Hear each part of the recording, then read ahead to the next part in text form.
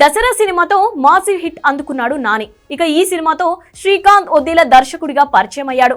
రా ఎమోషనల్ మూవీగా జనాలకు కనెక్ట్ చేయడంతో సక్సెస్ అయ్యాడు శ్రీకాంత్. పక్కింటి కుర్రాడ్లా ఉండే నానిని ధరణిగా రగడ్ లుక్ లో చూపించి షాక్ ఇచ్చి సూపర్ హిట్ కొట్టేశాడు. నాని కెరియర్ లోనే బిగ్గెస్ట్ హిట్ గా నిలిచి 100 కోట్ల కలెక్షన్స్ తో పాన్ ఇండియా హీరోయిన్ చేసింది దసరా. దీంతో మరోసారి ఈ క్రేజీ కాంబో రిపీట్ అవుతోంది.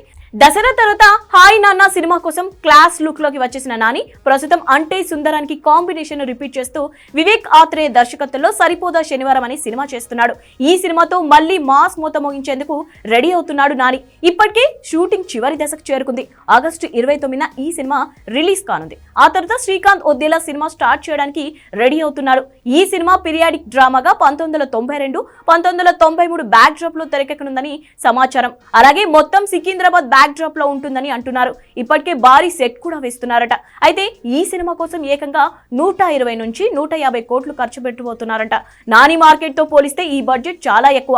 కానీ కంటెంట్ తో పాటు దసరా కాంబినేషన్ మీద ఉన్న నమ్మకంతో నిర్మాత సుధాకర్ చేకూరి భారీ బడ్జెట్ ఖర్చు చేయడానికి రెడీ అవుతున్నారట. 2025లో ఈ సినిమాను రిలీజ్ చేయాలని ప్లాన్ చేస్తున్నారు. ఏదేమైనా 150 కోట్లతో నాని రిస్క్ చేస్తున్నాడని చెప్పాలి.